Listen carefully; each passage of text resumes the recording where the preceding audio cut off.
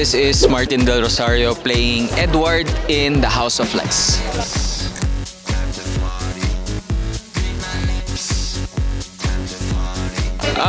Si Edward, kasi ang last projects ko usually laging kontrabida or outside TV naman, lagi akong sexy roles, ganyan. Nandyan ako sa mga ganyang image eh.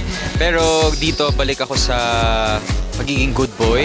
So si Edward dito, kung dati mas external ang atake ko dahil kontrabida yan eh, malalaking actions. Dito mas kailangan ko yung mahanap yung genuine truth. Kasi ano siya eh, very sincere si Edward.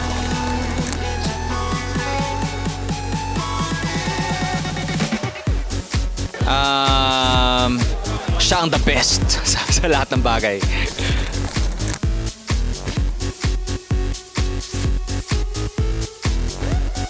Hi ATM. Hi ATM. Iniimbitahan ko po kayo na panoorin po ang House of Lies sa ano po yan sa January 19. Maganda po storya to, panoorin nyo. Sana po suportahan nyo po yung show namin.